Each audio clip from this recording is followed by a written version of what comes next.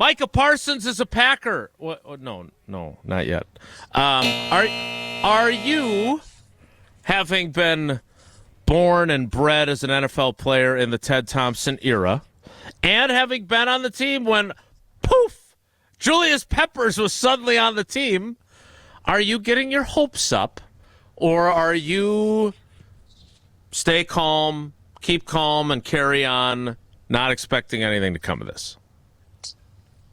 Yeah, I mean, I'm not getting my hopes up. I'll put it that way. I read something yesterday. I guess there's like what a Reddit Reddit rumor. Is that what I saw? Yeah, and then Ricky fella. A Reddit third-hand rumor. Yeah. Reddit third-hand. I feel like that's an important detail. Yeah, so like that normally, listen, like I'm not discrediting when because we also it happened at GameStop, right? Like Reddit is normal. Some things can be powerful with Reddit, right? So like I'm not like discrediting anything with Reddit, right? Like sometimes big things. Diamond hands. Hold on to those Micah Parsons rumors, everybody. Yeah, like sometimes big things happen with Reddit, but when it comes to like sports rumors and trades and contracts, I haven't seen too many that have come to fruition as of yet. But knowing the Green Bay Packers and how they operate, I'm not sure this one it is going to come to fruition, because I don't know if you guys have discussed this yet. Maybe you have. I'm not sure what the package is going to be to give that up, plus the 45 or whatever it may be in salary. I know, Gabe, I got on right before you guys were discussing it. I know the 45 in year in principle is just the number the agent would report, and what it actually is what it is. But it's the guaranteed dollar, right, that you're giving up is going to be immense, right? That'll be an immense number that they will have to commit. And what they'll give up in picks plus that number, it's just Green Bay just has never done that, right? Like that's completely out of character. And will they do that? And will Jerry do that? And that's, those two things together is what I don't know. And it hasn't happened in Green Bay. I mean, I guess you could say, it hasn't happened anywhere, Blue. Like, it hasn't happened anywhere because a guy like this doesn't become available. Typically, a guy like this, you don't have two sides butting heads where you have one side and Jerry Jones, I've got 3 years to figure this out. Now there's a grievance that Micah has filed because for his fifth-year option, the Cowboys said he's a defensive end. He thinks he's a linebacker. There's about a $3 million difference for what his salary would be for that this year. So, I mean, these two sides are constantly butting heads because typically a player of Micah's, when he's 26 years old, a guy like this, he gets locked up and nobody even dreams of potentially trading for him. Yeah. I mean, and this is the problem with Jerry. Like, Jerry Jones normally does this, right? Like, we've seen it over the last few years with like his big time players, right? Like, you've seen it with CeeDee Lamb last year, and then Dak the year prior, and it was Zach Martin the year prior before that. Like, you're normally used to seeing him push these things towards the end of camp, and then it's done. This one's different, right? This one's been different kind of from the start of camp. Like, obviously, Parsons is not happy, really unhappy, right? And then it comes out with he's trying to negotiate with the player and telling the agent to, off, which is just right away the NFLPA. Right when that comes out, the NFLPA should be jumping right in and right away, grievances should be filed immediately. And Jason, this circles right back around to our PA is bad. And when you have a bad PA, this is what happens, right? Like, when you have no leadership in your PA, this is what happens. And, I feel bad for Parsons because, you could say what you want about D. Smith. This wouldn't have happened with D. Smith. I'm just saying it wouldn't have happened. You're right. So, this is just... this is a product of the PA, but also, I mean, Jerry Jones is Jerry Jones. But to flip this back around to the Packers, if this gets done, right,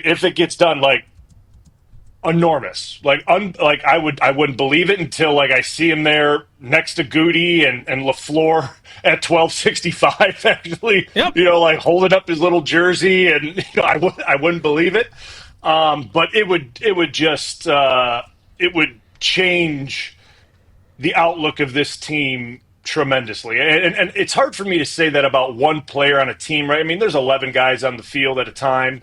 And I get that, right? Like one guy can't, but like what one guy can do on a defensive side of the ball is pretty immense. Like, and from that pass rushing position, we talked about it when there was the Miles Garrett rumors and things like that. It's pretty immense what one guy can do.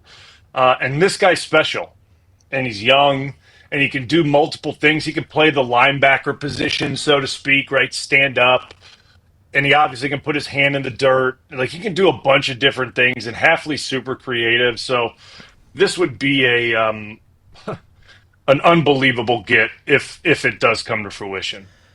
As a guy whose job it was to protect Aaron Rodgers from guys like Micah Parsons, put yourself in Goody's seat here. You've got what you believe to be a really good team. Again, going to be the youngest team in the league, right? 2 30-somethings. One's the kicker, the other's the long snapper. Kenny Clark will celebrate his 30th birthday before the end of the season. So will Elton Jenkins. And then neither of them will be on the team next year, probably. You know that the new team president has said, we're not going to extend Goody and LaFleur. We're going to play it out for this year. I don't believe in lame ducks, so they're going to have to either give him a 1-year bump after this season if he doesn't feel good enough about giving him a multi-year deal, or if things go to hell, start over. Are you doing this? Like, whatever the price tag is, if it's Rashawn Gary, a couple of first-round picks, and maybe another pick, are you doing this? Are you willing to say, I'm pushing all my chips into the middle of the table against Teddy KGB and hoping that he has to say back to me, pay that man his money?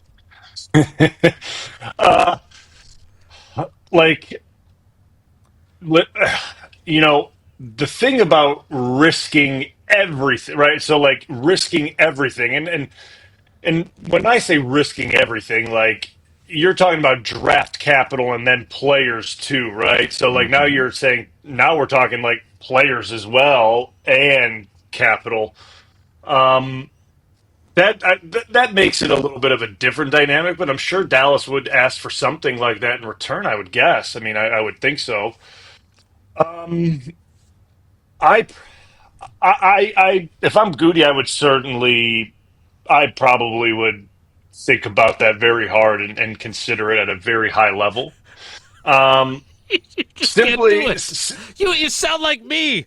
I would think about that very hard and consider it at a high level.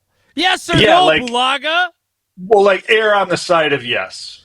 Err on the side of yes. I've had such You bad can't even say influence yes on you. or no. What have Well, I done on, to you, man? This is all No, my okay. fault. I've Okay, turned you no. into a hedger.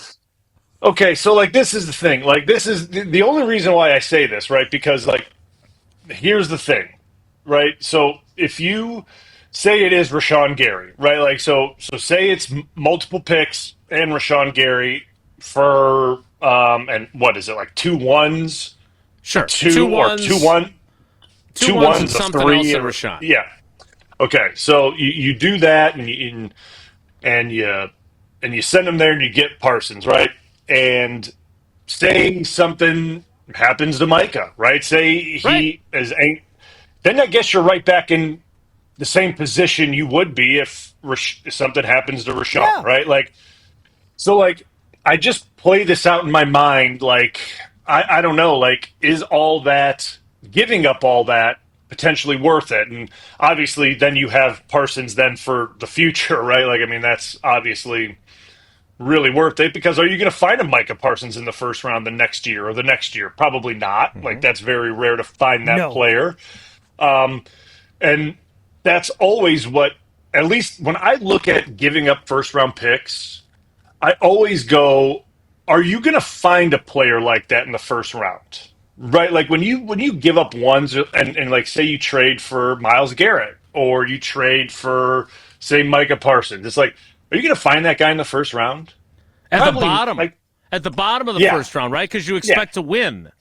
Yeah. So at Chances 27, are no. 28, probably not. Yeah. Yeah. Chances are no. You are not going to find him there. So, like, might as well just give that pick up to get that player. And to me, that's why I would probably, I would do it. And like, that's, I mean, you're hedging. Okay, so like with this package that Jason and you guys just proposed, like I'm saying in a heartbeat. Like at what point? I mean, I guess you're uncomfortable with this. Like you could say 3 first-round picks, and I'm like, yeah, I'm still in, because I think that's how special Micah Parsons is. I understand where you're coming from, Blue, in terms of the injury thing, but isn't that true for any team with any injury?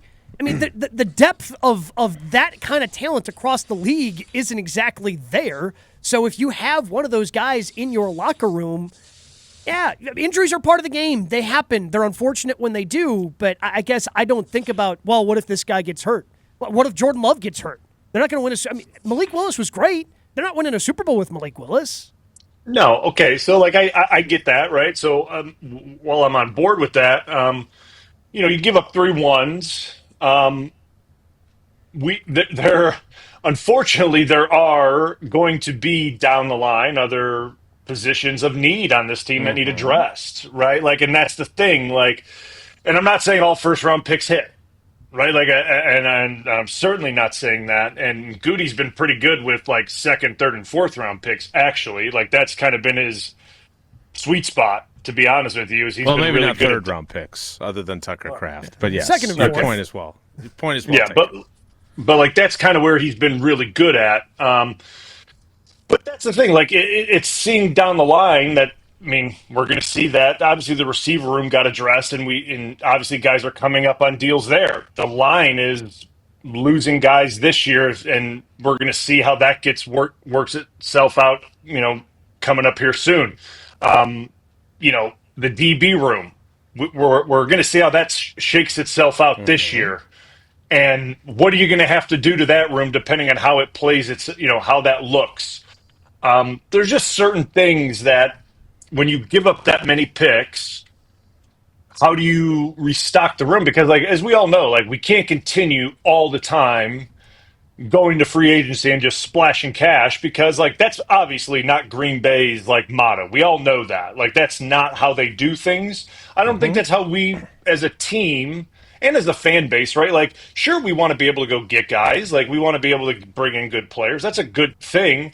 But we're not it's never been a franchise that just goes out and constantly just buys players. This is a draft and develop type organization, and that's what they've hung their hat on forever, and that's why they've always been able to potentially do this type of Micah Parsons deal, because they're financially very stable and they're able to do these things. But again, like that's if that is like the deal on the table, right? That's why Which I we would don't say even know that, if there is the deal on the table. Let's make sure we say that. We don't Yeah, even know if that's there. No, I have no idea. And like it's with Jerry saying that, like I got him for 3 years, to Stephen A. Smith or whatever he said to him on that interview, which was really weird. And as he grabs his hand, like I thought that was very weird. I don't know what that guy's thinking. I have no idea what Jerry Jones is thinking. Like, you know what I mean? Like, I don't know what he's thinking. I have no idea the play. Like, and the thing is, like, is Micah Parsons, like, week 1 is pretty close. Like, they go to Philly here pretty soon. There's no way that guy puts on a helmet and goes out there. Like, there's no way. So, like, what is the strategy here? Like, you know what I mean? Like, what's about to happen? Like, that's what makes this all so fun. It's fun, but for Cowboys fans, like daunting, I think.